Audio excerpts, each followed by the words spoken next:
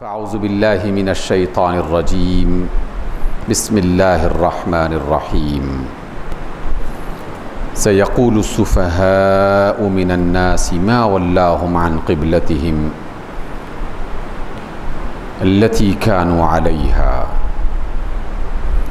قل للہ المشرق والمغرب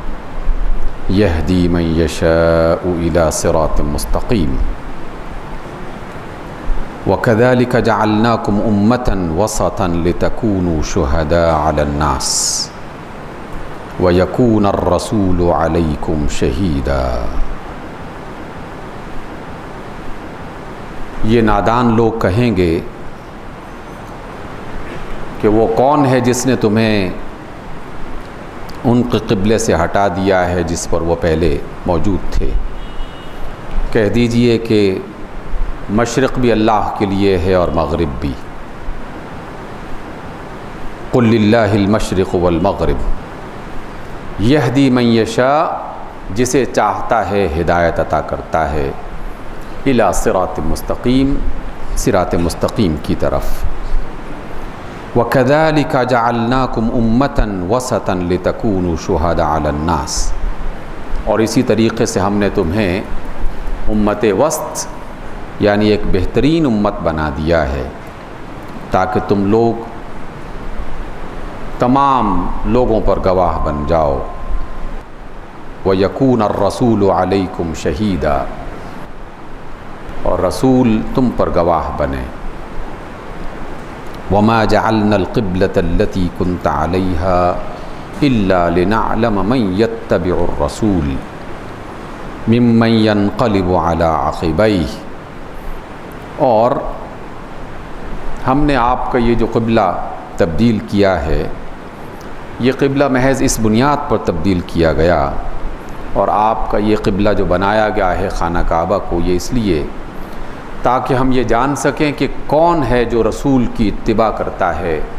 رسول کی بات مانتا ہے، ان لوگوں میں سے کہ جو اللہ کی یہ بات سننے اور سمجھنے کے باوجود بھی الٹے پاؤں پھر جاتے ہیں۔ وَإِن كَانَتْ لَكَبِيرَةً إِلَّا عَلَى الَّذِينَ هَدَى اللَّهُ، یہ اگرچہ بہت بڑی بات تھی کہ پہلے ایک عادت کو، ایک قبلے کو چھوڑ کر دوسرے قبلے کی طرف آنا، دوسری عادت کی طرف آنا، لیکن جو اللہ کی طرف سے ہدایت یافتہ ہیں ان کے لیے یہ کوئی مسئلہ نہیں ہے۔ وَمَا كَانَ اللَّهُ لِيُضِيعَ إِيمَانَكُمْ، اللہ تعالیٰ تمہارے ایمان کو ضائع نہیں کرتا۔ ان اللہ بالناس لرؤوف الرحیم، اللہ اپنے بندوں پر بہت ہی مہربان ہے اور بہت ہی شفقت کرنے والا ہے۔ سامعین گرامی، یہ دوسرا پارہ سورہ بقرہ کی چند آیات بالکل آغاز ہی سے تلاوت کی گئی ہیں۔ اس میں اگرچہ تحویل قبلہ کا ایک حوالہ دیا گیا ہے کہ اللہ کے رسول اور تمام اہل ایمان مسجد اقصیٰ کی طرف رخ کر کے نماز پڑھتے تھے، کہ اللہ کی طرف سے حکم آ گیا کہ اب آپ خانہ کعبہ جو اس زمین پر اللہ کا پہلا گھر بنایا گیا تھا اس کی طرف رخ کر لیں، اور پھر فرمایا کہ یہ تبدیلی اس وجہ سے آئی تاکہ ہم یہ جان سکیں کہ کون ہے جو اللہ کے رسول کی واقعی اتباع کرتا ہے، ان کی بات مانتا ہے، ان کے پیچھے چلتا ہے، اور کون ہے جو اللہ کے رسول کی بات نہیں مانتا اور ان کے پیچھے نہیں چلتا۔ ان دونوں باتوں کے درمیان میں ایک مرکزی خیال پیش کیا گیا ہے، اور وہ یہ کہ تحویل قبلہ یعنی مسجد اقصیٰ سے مسجد حرام کی طرف رخ پھیرنا، یہ تو محض ایک عمل تھا یہ جاننے کے لیے کہ کون اللہ کی بات مانتا ہے، رسول کی اتباع کرتا ہے، لیکن اے لوگوں اچھی طرح سمجھ جاؤ کہ ہم جو تمہارا تعارف پوری دنیا کے سامنے پیش کر رہے ہیں وہ یہ کہ ہم نے تمہیں امت وسط بنایا ہے، اور یہ کتنی خوبصورت اور کمپریہنسو قسم کی اصطلاح ہے اللہ کی طرف سے کہ یہ امت ہر اعتبار سے ایک بہترین امت قرار پائی ہے، ہر اعتبار سے۔ اپنے عقیدوں کے اعتبار سے، اپنے کردار کے اعتبار سے، اپنی عبادات کے اعتبار سے، اپنے اخلاق کے اعتبار سے، علم و حکمت کے اعتبار سے، ترقی اور کمال کے اعتبار سے، جو کسی انسان کے ذہن میں خیال آ سکتا ہے، اللہ رب العزت نے ہمارے بارے میں یہ بات بتائی، قرآن اور قرآن کے ماننے والے رسول مصطفیٰ علیہ السلام اور ان کے ماننے والوں کے بارے میں، کہ ہم نے تمہیں امت وسط بنایا ہے، یعنی ایک بہترین امت قرار دیا ہے تمہیں، سابقہ تمام امتوں کے مقابلے میں تم سب سے بہترین امت قرار پائی ہو۔ لیکن یہ دعویٰ یہودیوں کی طرح کا وہ دعویٰ نہیں تھا کہ ہم اللہ کے چنے ہوئے لوگ ہیں اس لیے ہم جہنم میں نہیں جائیں گے، ہم تو جنت کے حقدار ہیں اور جنت ہمارے لیے لکھ دی گئی ہے۔ اس میں یہ والی بات نہیں لکھی گئی یا بتائی گئی، بلکہ ہمارے عقیدے اور ہمارے کردار کو بنیاد بنا کر یہ کہا گیا ہے کہ تم بہترین امت ہو تو پھر بہترین امت بننے کا ثبوت فراہم کرو، لوگ واقعی یہ جان لیں کہ یہ بہترین امت ہیں۔ اور بہترین امت بننے کے لیے ایک بنیاد یہ فراہم کی گئی کہ لوگوں، تم بنی اسرائیل اور ان کے ساتھ منسلک جو قومیں تھیں ان کے قبلے سے ہٹا کر اب مسجد حرام کی طرف تمہیں منتقل کر دیا گیا ہے۔ گویا کہ دنیا کے تمام انسانوں کو یہ بتایا جا رہا ہے کہ اب ہدایت اور رہنمائی بنی اسرائیل کے پاس نہیں ہے، تورات اور انجیل میں نہیں ہے، مسیح اور موسیٰ علیہ السلام کی تعلیمات میں نہیں ہے، بلکہ آئندہ رہنمائی کا رخ تبدیل کر دیا گیا ہے، اور اس کے لیے ایک بنیادی بڑا مرکزی راستہ اور بہت بڑا راستہ اور دروازہ کھول دیا گیا ہے کہ جس کی پیشانی پر محمد رسول اللہ صلی اللہ علیہ وسلم کا نام لکھ دیا گیا ہے، اور فرمایا گیا کہ آج کے بعد قیامت تک تمام انسانوں کے لیے رہنمائی کا فریضہ اہل ایمان مسلمان ادا کریں گے، اور ان کی رہنمائی کے لیے اللہ رب العزت نے اپنے آخری کلام قرآن مجید کو منتخب کیا اور اپنے آخری پیغمبر رسول مصطفیٰ علیہ السلام کو منتخب کیا ہے۔ اس لیے ہماری برتری، ہماری بہتری، ہمارا سب سے اچھا ہونا، اس کی ایک ہی وجہ ہے اور اس کی ایک ہی صورت ہے کہ ہم قرآن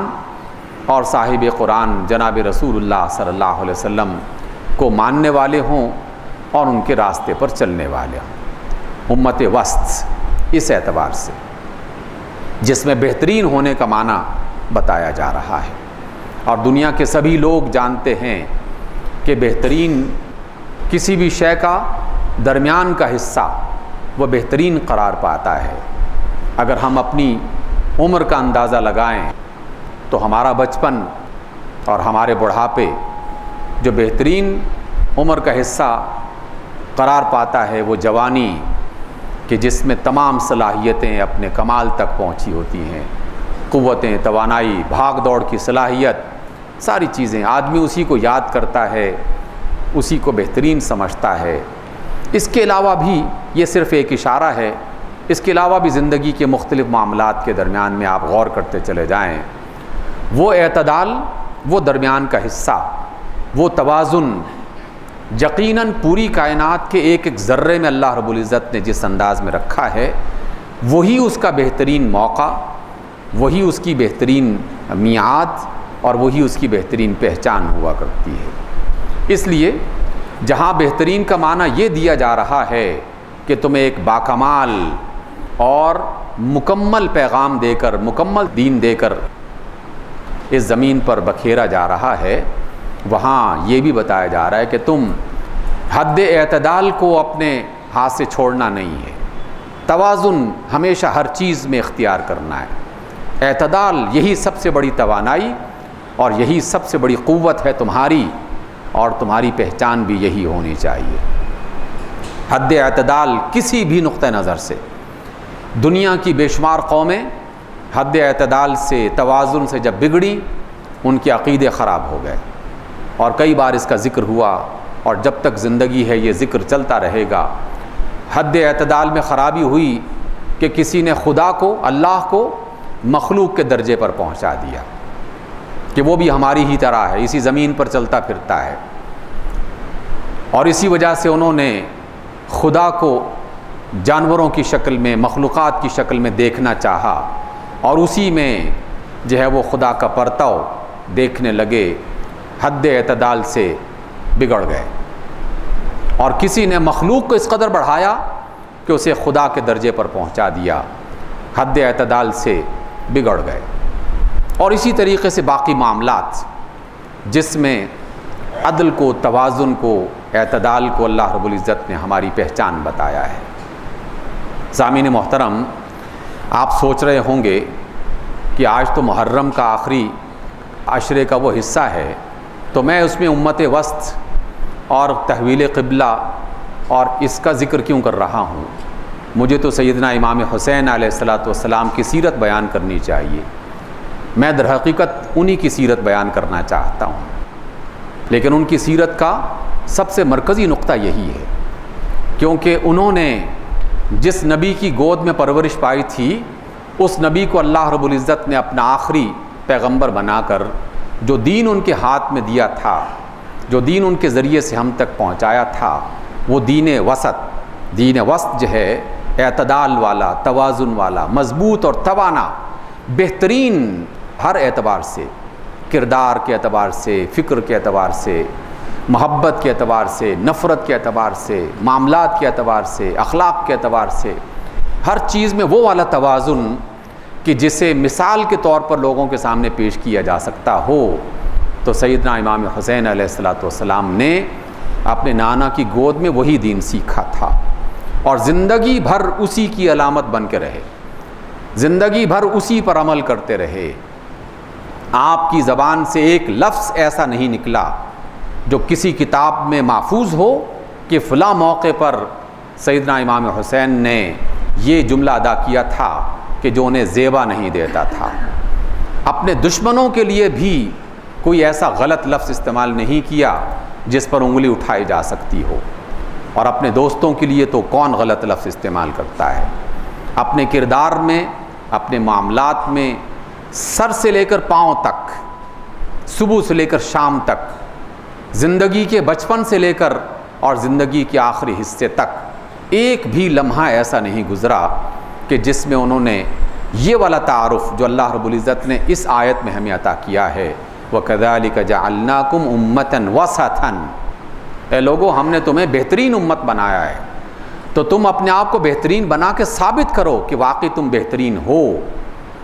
تم کبھی بھی عدل کا دامن اپنے ہاتھ سے نہیں چھوڑتے، تم کبھی بھی شر، فساد، فتنہ، لڑائی اور قتل و غارت گری اور ظلم اس راستے پر نہیں چل سکتے۔ تم کہو گے تو حق بات کہو گے، کرو گے تو صحیح کام کرو گے، کردار ہوگا تو ایسا روشن کہ لوگ مثال پیش کریں، اور معاملات ہوں گے تو اتنے اچھے کہ لوگ اس کو اپنے لیے مثال بنا لیں۔ اس لیے اس آیت کی ایک بہترین شکل، دیگر بہت سارے اصحاب بھی موجود ہیں، اللہ کے رسول تو سر فہرست، لیکن آل رسول میں سے، خاندان رسول میں سے جب آپ کسی بھی شخصیت کو لے کر اس پیمانے پر تولنا چاہیں گے تو سیدنا امام حسین علیہ السلام جو ہیں وہ ہر اعتبار سے اس پر پورے اترتے ہیں، ہر اعتبار سے۔ یہی وجہ ہے کہ آقا رحمت علیہ السلام نے آپ کے بارے میں جو بشارتیں آپ کی زندگی میں ہی عطا فرما دی تھی، حالانکہ ابھی جناب سیدنا امام حسین کی عمر بمشکل 6 برس کی ہوگی کہ جس میں آپ علیہ السلام اس دنیا سے رخصت ہوتے ہیں، اتنی قلیل مدت کے اندر وہ بشارتیں سنا دی گئی تھیں۔ آپ نے فرمایا تھا کہ الحسن والحسین سیدہ شباب اہل الجنہ، کہ حسن اور حسین جنت کے جوانوں کے سردار ہیں، اور یہ جملہ میں تقریباً ہر محرم کے موقع پر آپ کے سامنے دہراتا ہوں، کیونکہ اللہ کے رسول کا فرمان ہے۔ اس لیے دہراتا ہوں کہ تاریخ میں ہزارہا ایسے اوراق لکھ دیے گئے ہیں، خطابوں اور تقریروں میں ایسی بے شمار باتیں بیان کی جا چکی ہیں کہ جس میں حق اور باطل، صحیح اور غلط اس طرح خلط ملط ہو گیا ہے کہ آدمی کو یہ مشکل ہو جاتا ہے کہ کون سی بات کہی جائے اور کون سی بات نہ کہی جائے، کس نقطے کے بارے میں کہا جائے کہ یہاں غلط تھا اور یہ غلط نہیں تھا۔ اس کے لیے مجھے آقا رحمت علیہ الصلوۃ والسلام کے یہ 3-4 فرامین ہمیشہ رہنمائی کرتے ہیں کہ اللہ کے رسول جب یہ فرماتے ہیں کہ یہ جنت کے سرداروں میں سے ایک سردار ہیں، جب اللہ کے رسول یہ فرماتے ہیں کہ یہ میرے باغ کے 2 پھول ہیں حسن اور حسین، کبھی آپ یہ فرماتے ہیں کہ حق ان کے ساتھ ہے، کبھی آپ یہ فرماتے ہیں کہ جو ان سے محبت کرتا ہے میں ان سے محبت کرتا ہوں، جو ان سے لڑتا ہے میری اس سے لڑائی ہے، تو پھر کوئی اشکال باقی نہیں رہتا، کوئی ذہن میں غلط فہمی باقی ہی نہیں رہتی کہ حق کس کے ساتھ تھا، سچائی کس کے ساتھ تھی، غلط راستے پر کون تھا، غلط کردار کس کا تھا۔ کم از کم مجھے اس میں کوئی غلط فہمی اور الجھن باقی نہیں رہتی، کیونکہ حد اعتدال امت وسط کی ایک مثال سیدنا امام حسین علیہ السلام نے اپنی پوری زندگی میں پیش کی ہے۔ بدقسمتی ہماری کہ میں نے جتنے بھی خطاب سنے، جتنے بھی اس میں کتابچے اور مقالات پڑھے، ان تمام کا حاصل کیا ہے؟ ان تمام کا حاصل وہ نظر نہیں آتا جو کہ آنا چاہیے، اس طریق سے، اس بات سے آپ کی تعریف اور آپ کی سیرت بیان نہیں کی جاتی کہ جو کی جانی چاہیے۔ بیشتر کتابوں میں، بیشتر خطابات میں ابتدا آپ علیہ السلام کے بارے میں اور سیدنا امام حسین کے بارے میں یوں ہوتی ہے کہ اللہ کے رسول نے یہ فرمایا، آپ نماز پڑھتے تھے تو کندھوں پہ سوار ہوتے تھے، اللہ کے رسول یوں محبت کرتے تھے۔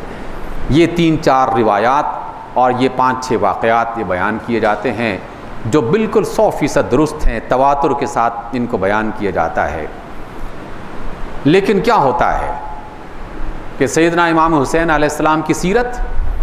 دوش رسول سے شروع ہوتی ہے اور پھر اچانک دوش ذوالجناح پہ پہنچ جاتی ہے۔ دوش رسول پر آپ کی عمر 6 برس اور اس کے کچھ آس پاس، اور اس کے بعد تقریباً کوئی 48 برس کا زمانہ، 55 برس کی عمر میں تقریباً آپ کی شہادت جو ہوتی ہے، تو یہ درمیان کا زمانہ نہ اس کا کہیں ذکر کیا جاتا ہے، نہ اس کی سیرت بیان کی جاتی ہے، نہ اس کی تعلیمات دی جاتی ہیں۔ اصل بات تو یہاں سیکھنے کی ہے کہ سیدنا امام حسین جب لوگوں کے ساتھ معاملات کرتے تھے تو کیسے معاملات کرتے تھے،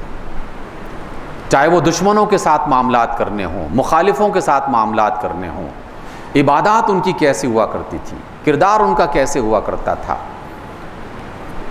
اپنے والدہ کے ساتھ ان کا تعلق اور ان کے معاملات کیسے تھے، اپنے والد کے ساتھ زندگی بھر کس طرح زندگی بسر کی تھی، ان کی اطاعت کس طرح کرتے تھے، اصحاب رسول کے ساتھ ان کے معاملات کس طرح کے تھے، اور پوری اس خلافت کے عرصے میں کہ جس میں سیدنا ابو بکر کی خلافت بھی آتی ہے، عمر بن خطاب کی خلافت بھی آتی ہے، عثمان غنی کی خلافت بھی آتی ہے، خود ان کے والد سیدنا علی کی خلافت بھی آتی ہے۔ اس دوران ان کا کردار کیا تھا؟ کیا کہیں کوئی ایک موقع پر بھی ان کی طرف سے کوئی ایسا عمل دکھائی دیتا ہے کہ جس کے بارے میں کہا جائے کہ نہیں یہ نہ کرتے تو اچھا تھا؟ نہیں، جو کام کیا بالکل درست اور صحیح کیا۔ حتیٰ کہ ان آخری لمحات میں بھی ایک بھی مقام پر ایسا جھول دکھائی نہیں دیتا کہ جس میں ظلم، زیادتی یا اپنے مخالفین کے ساتھ ان کی سرکوبی کے لیے کوئی ایسا اقدام کیا ہو کہ جس کی بنا پر یہ کہا جا سکتا ہو کہ نہیں یہ والا معاملہ جو ہے نا یہ محل نظر ہے۔ اختلاف تو دور کی بات ہے، محل نظر بھی نظر نہیں آتا، بلکہ کہا جاتا ہے کہ اس سے زیادہ امن پسند، اس سے زیادہ فتنوں کو ختم کرنے والا اور اس سے زیادہ اللہ اور اس کے رسول صلی اللہ علیہ وسلم کی باتوں پر عمل کرنے والا، ان سے محبت کا اظہار کرنے والا اور آخری لمحے تک امت کی اس اکائی کو اکٹھا کرنے والا اور اللہ کے رسول صلی اللہ علیہ وسلم کی دی ہوئی تعلیمات کو ایک مکمل نظام کی صورت میں برقرار رکھنے والا اگر کوئی ہے تو اس کی آخری شکل یہاں پہ نظر آتی ہے، جس کی بنیاد پر ان کی جان بھی جاتی ہے اور ان کے خاندان بھی قربان ہوتے ہیں۔ اس کی بنیاد پر شاید علامہ کو یہ کہنا پڑا کہ غریب و سادہ و رنگی ہیں داستان حرم. اے لوگو، تم حرم کی داستان سننا چاہتے ہو؟ آؤ میں تمہیں 2 لفظوں میں بتاتا ہوں کہ یہ بالکل ایک اجنبی قسم کی داستان ہے. اس طرح کی داستان لوگ سنتے نہیں ہیں، سمجھتے نہیں ہیں کہ یہ غریب ہے، اجنبی ہے. اس طرح کی داستان لکھی نہیں جاتی. سادہ، بالکل واضح سادہ قسم کی، کوئی فلسفیانہ الجھنیں نہیں پائی جاتی اس میں. رنگین، قربانیوں سے رنگین ہے یہ داستان. مال کی قربانی، جان کی قربانی، وطن کی قربانی، اولاد کی قربانی، سب کچھ اس کے اندر موجود ہے. اور پھر اگلے مصرعے میں فرمایا کہ نہایت اس کی حسین ابتدا ہے اسماعیل. اسماعیل علیہ السلام جو اسلامی سال کا آخری مہینہ قربانی کی مثال پیش کرتے ہیں اپنے والد کے حکم اور ان کی اطاعت پر کہ یا ابت افعل ما تؤمر، اے ابو آپ کو جو حکم دیا جا رہا ہے کر گزریں. اللہ کا حکم آ گیا، سر تسلیم خم ہے. اور اس کو درجہ کمال تک پہنچایا ہے اگر کسی نے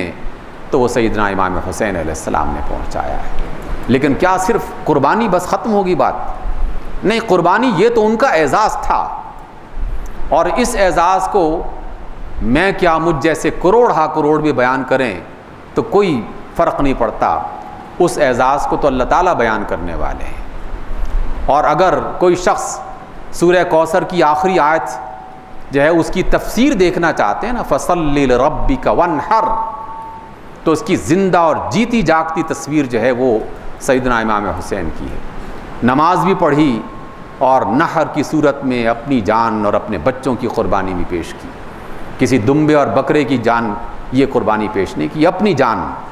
اپنے بچوں کی جان قربان پیش کی.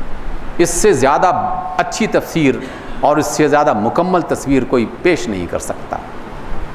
لیکن کیا یہ بات ختم ہو گئی بس کہ امام حسین نے شہادت پیش کر دی، اسلام زندہ ہو گیا؟ نہیں، اسلام زندہ ان کے کردار کی وجہ سے یقیناً ایک مثال پیش کرتا ہے. لیکن قرآن کو زندہ رکھنے کے لیے اللہ تعالیٰ نے ایک سنت بنا رکھی ہے کہ قرآن کے ماننے والے اس کو زندہ کر کے پیش کریں گے تو وہ زندہ ہوگا.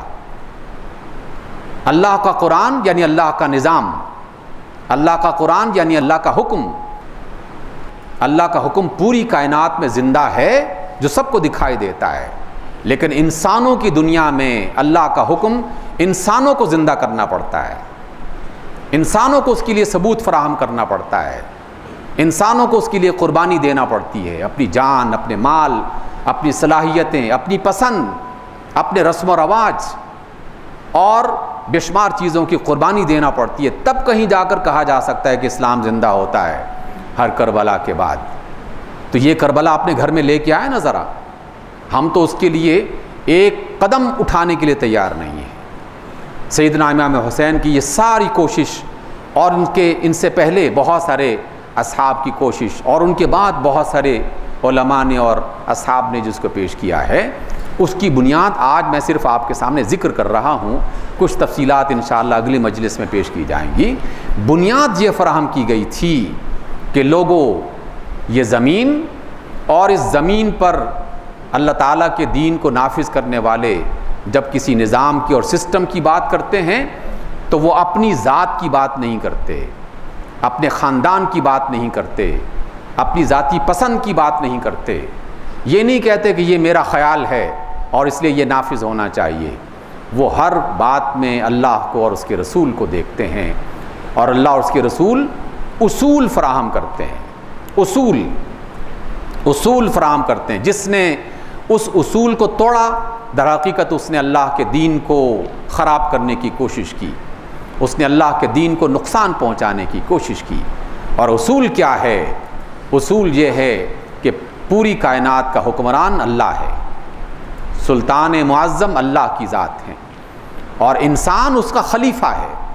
اور خلیفہ ہونے کے ناطے سے وہ اپنی منمانی نہیں کر سکتا. اللہ جو کہے گا وہی کرنا پڑے گا. اور ہر انسان جو کسی بھی ذمہ داری پر پہنچ جائے اسے اس ذمہ داری پر پہنچنے کے لیے اپنی صلاحیتوں کا باقاعدہ ثبوت فراہم کرنا ہوگا، اور لوگ اس کی صلاحیتوں کا اعتراف کر کے یہ کہیں گے کہ ہاں واقعی یہ اس قابل ہے کہ اسے ذمہ دار بننا چاہیے. اور اس کی صلاحیتوں کا ثبوت وہ انہی اصولوں کے مطابق فراہم کیا جائے گا جو اللہ نے اور اس کے رسول نے بتایا۔ اس لیے انسان اللہ کا خلیفہ ہے، وہ بے لگام بادشاہ نہیں ہے کہ جو دل میں آئے وہ کر سکے گا۔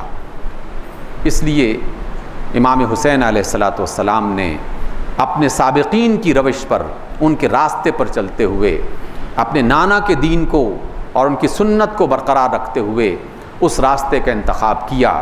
کہ جس میں زور زبردستی سے حکومت پر قبضہ کرنے کی کوئی صورت نہیں باقی رہتی، جس میں جبر کی صورت میں حکومت چلانے کی کوئی بات نہیں رہتی، جس میں اپنی منمانی کی صورت میں حکومت چلانے کی کوئی صورت باقی نہیں رہتی، جس میں امت کا مال ایک ایک پیسہ، امت کے مال کا ایک ایک پیسہ وہ حکمران کے لیے ایسی امانت ہے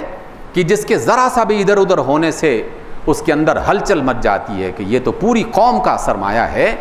مجھے اس کا امین بنا کے بھیجا گیا ہے، اس کی خیانت کے بارے میں مجھ سے پوچھا جائے گا۔ اس لیے وہ منمانی کرنے والا نہیں ہے۔ یہ وہ ساری باتیں ہیں جس کی کچھ تفصیلات انشاءاللہ اگلی ملاقات میں پیش کی جائیں گی، لیکن اگر کوئی شخص آپ میں سے سیدنا امام حسین علیہ السلام ان کی سیرت اور ان کے کردار کو جاننا چاہتا ہے تو قرآن مجید کی یہ والی آیت ضرور اپنے ذہن میں رکھے، جو آیت نمبر 143 ہے، 143، کہ وَكَذَلِكَ جَعَلْنَاكُمْ أُمَّةً وَسَطًا لِتَكُونُوا شُهَدَاءَ عَلَى النَّاسِ، اے لوگو تاکہ تم لوگوں پر گواہ بن جاؤ کہ ہم ہیں ایسے لوگ کہ جنہیں امت وسط قرار دیا گیا ہے۔ تم یہ بن کے جاؤ گے تو قیامت کے روز رسول گواہی دیں گے کہ اے اللہ یہ ہے میری امت جو میرے راستے پر چلنے والی تھی۔ لیکن اگر اللہ کے رسول نے ہی منہ پھیر لیا تو پھر بڑی پریشانی والی بات ہوگی۔ اللہ تعالی ہمیں اس بات کی توفیق دے کہ جو دین اللہ نے ہمیں قرآن مجید کی شکل میں عطا کیا اور جو دین اللہ نے ہمیں سیرت الرسول علیہ السلام کی شکل میں عطا کیا، جس کو ماننے والوں کا ایک سلسلہ قائم ہے، ہمیں ان کو پڑھنے جاننے کا موقع ملے، اس کی توفیق دے، اور ہم پھر اپنے آپ کو اس کے مطابق تبدیل کریں۔ جس روز یہ تبدیل کرنے کا عزم اور ارادہ ہوگا، اللہ تعالیٰ اس ملک پر اپنی رحمتیں بھیجنے کا فیصلہ کر دے گا۔ اللہ مجھے بھی توفیق دے اور آپ کو بھی۔ اقول قولی ھذا واستغفر اللہ لی ولکم۔